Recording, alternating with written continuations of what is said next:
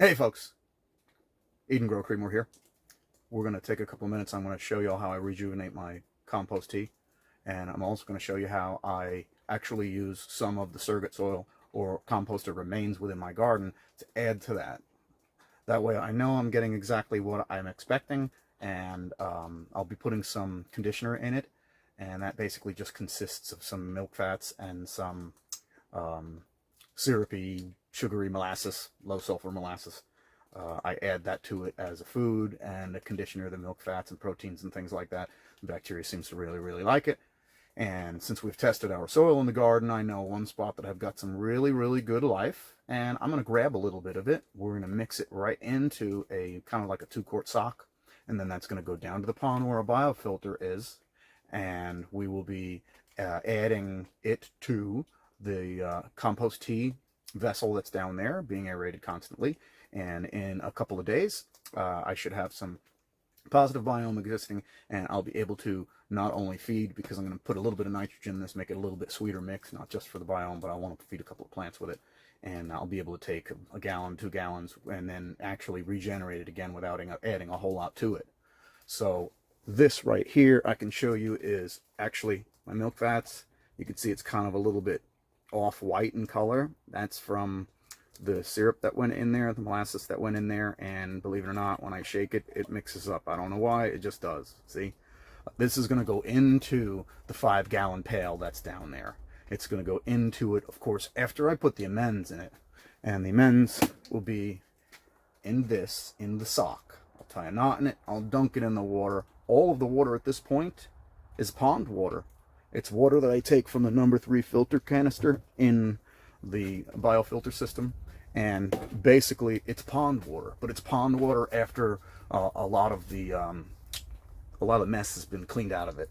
There's not really any algae in it anymore. There's a lot more beneficial biome in it, and I of course treat each of the tanks with a special blend of water and fish complementing biome, and that in turn colonizes inside in the little bits and pores of the plastic media that exists inside. We won't get into that. That's a matter of a whole separate video. But at this point, it's not really important. The only relevance of this system is that I'm using water from the pond. Yes, it's been filtered by biology.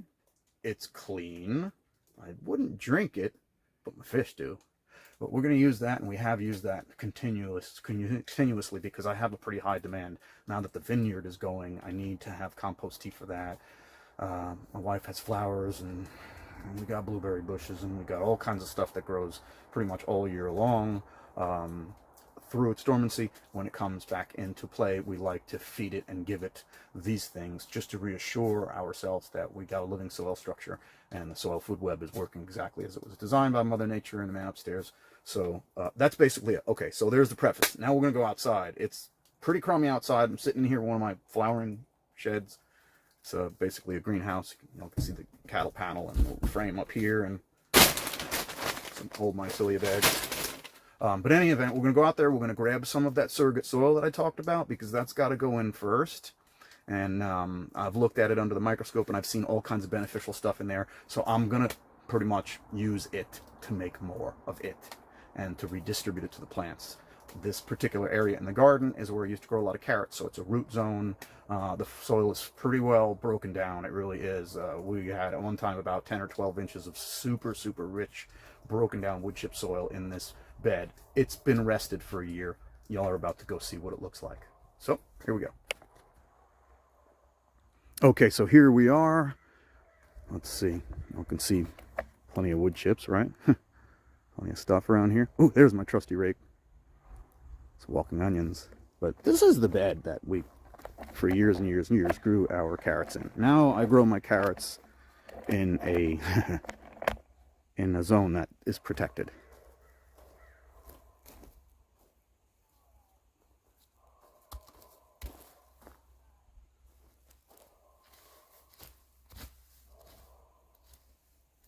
You can see the constitution of the chips change. This right here is this fall's lay of wood chips, and down below is what was put on in the spring. We're going to go a little further, keep going. I want the stuff that's down, down, down in there.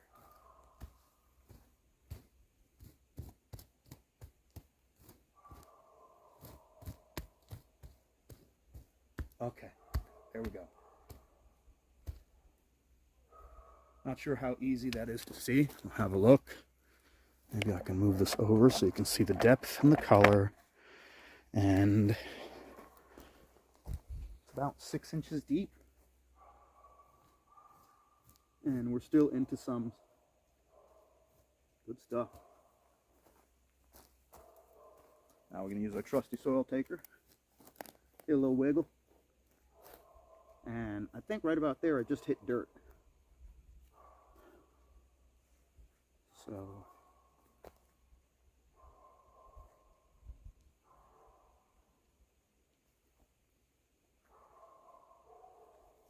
okay.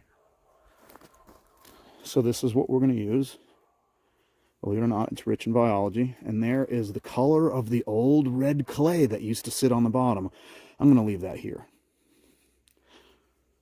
But you can see, this stuff is super, super broken down. Okay? I don't think I'd get a good enough shot showing you down in the hole right there, but get rid of some of that. We've got a different set of minerals to use. I like to use green sand, and I like to tread lightly too, folks, so we're just going to put this back.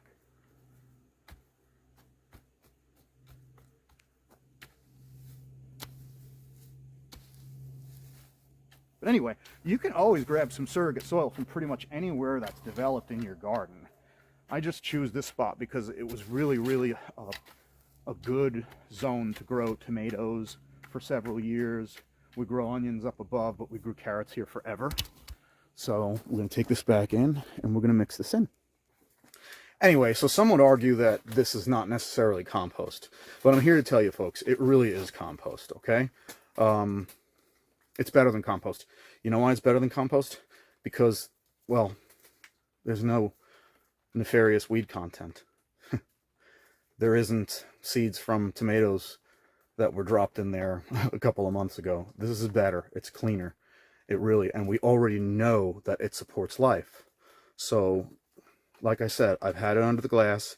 I've looked at it. I've sampled it. I've seen that it's quality. It's got plenty of life. It's got plenty of fungi. It's got plenty of bacteria, protozoa, amoeba, you name it. It's in there. Any kind of flagellate. Oh, we're getting nerdy.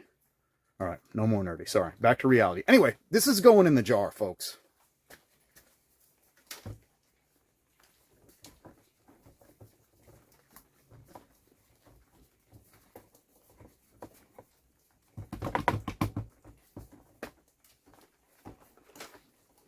It's a little messy, but not much I'd rather be doing.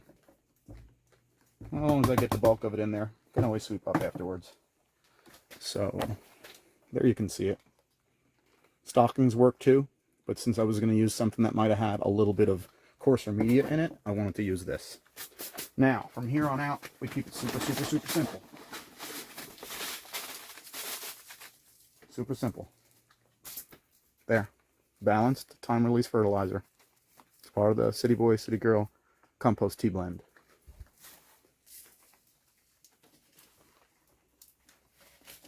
You'll notice that I'm wearing gloves. It's a good idea to wear gloves.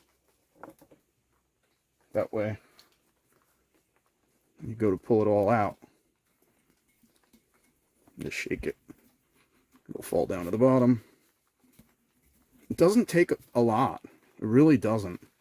You don't have to have this full gigantic stocking filled with all of these amends. I mean, honestly, I don't even have that much to feed. Maybe 100 or 200 plants. It's not that much. And since we do this all the time, the biome stays vital inside the container. Yeah, like I said, the biome stays viable inside the container as long as you're putting air to it. As long as you're aerating it, it's fine. And I use it so often, you know, a couple, 2-3 times a week, in most cases, even more than that, if we're right in the middle of the season, gosh. Only thing I want to say is I want to just caution you, never fill your jar up so much that you can't pull the stalk or the stocking out. Yes, I've made that mistake before, but I'm not doing that anymore. After this, we're going to take a walk or a ride down to the pond. I'm going to show you what we got. As a side to all this, I definitely recommend that if you're working in a confined area, you should wear whatever protective equipment or gear that you have that you feel comfortable wearing. I like to wear a mask most of the time, especially if I'm working with amends like bone meal or lighter area or stuff that seems to just kind of lift the second you get a little bit of wind blowing. It is a great idea, folks. We're all conditioned now to wear those masks anyway, so it's not that big of a deal. I'm just going to take a little walk. I figured I'd take you with me, at least for some of the walk. Why not? If I got to be out here in the rain, well, y'all can see it.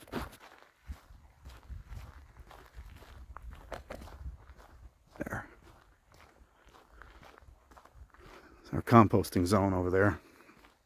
I'll try to leave some of this on the walk. It's pretty cool. Some really, really rich soil over there. A greenhouse we're not using. Trailers and PowerPoint, stuff that we use to do what we got to do. And of course, here's the vineyard. You may be able to hear my footsteps, and as I walk towards this windrow, you may be able to hear the little bit of raindrops. Hopefully they don't turn to sleet. It's pretty cold.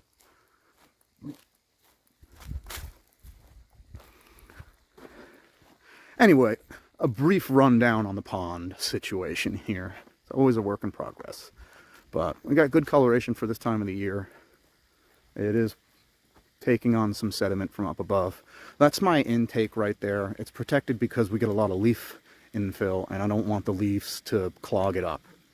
I've had to go down in there and rescue turtles that get caught up in it, but I think now most of them have learned their lessons, and we're using a tighter mesh now, so it doesn't seem to get them stuck as much, or if at all. Anyway, you know, hey, this is what we do. Right there you can see the water cascading down the rocks, also taking on some oxygenation, and the white line there is water coming up the hill, going into the pump. There's a variable speed pump underneath this pile of wood chips. It's going to be a little loud over here because the air pump is on.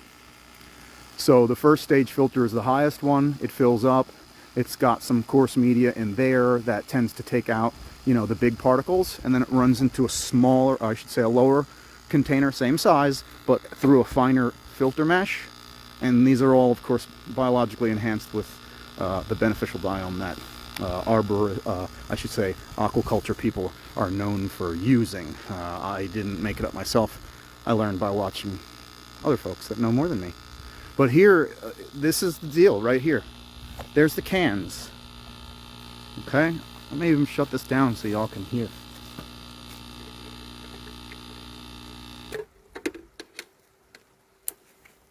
Okay, so there's no aeration going on right now. Food, small amount of conditioner, and that tank right there on the right is third stage. I'll open it up. You can see how nice and clear it is in there. Well, for pond water. Ta-da! Looking good. So really all I do is I use this water. If I didn't have this set up, I would still go down to the pond and maybe just run the water through like a filter sock or something, and I would just use it direct. Especially if I know it's healthy. So, you know, here you have it. Inside this is already an existing nutrient sock. Y'all can see the biofilm formed on top. Can you? Yes, you can. Bacteria tend to do that, and they're definitely going to go crazy when I put the sock and the conditioner in. So as far as that goes, look at how tricky this is. You just sort of dunk it in the water. I have gloves on because we believe in staying clean. I'm not even going to take the other one out because, folks, you don't know it. It's really cold and I'm kind of shivering. But this is worth doing. I love doing this. Plus, I really need it, or my plants need it. And we're going to go really, really super technical on you. And I'm going to shake this up. I'm going to pour it right on top.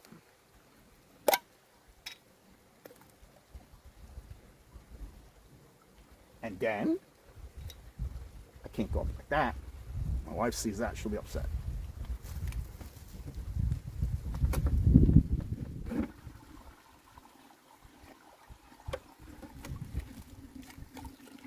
Just a little rinse. Believe me, my fish won't mind a little bit of milk. I actually used half and half today. See how super technical we are? So super technical that anyone can do it. Just got to work clean. Got a stick right here, stirring stick. Give it a little stir. And even mash on your nutrient bag a little bit, just to get it highly saturated. And whatever you do, no matter what happens, no matter who distracts you, make sure you turn that air pump back on.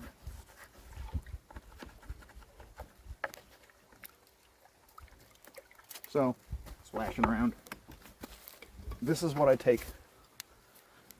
You take 1 quart of this, and I put it in a 1 gallon sprayer, 2 gallon sprayer, or a 4 gallon sprayer. That's it. As I remove a quart from here, I add a quart from here. So if you don't have this kind of filter set up, as you remove a quart from here, you're down there by the pond somewhere, hopefully where you won't fall in, remove a quart, add a quart. Super simple. There's nothing to it. I like to use these ball mason jars just because they work good for me.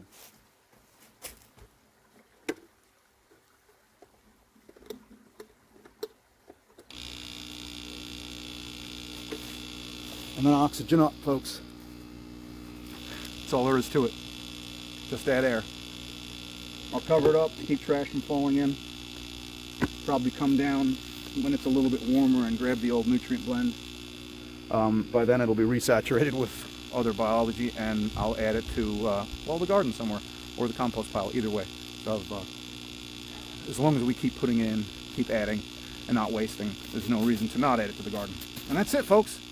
That's all there is to it. I hope you got something out of this. If you did, give me a thumbs up. If not, tell me what I can do better next time. But for now, Creedmoor out.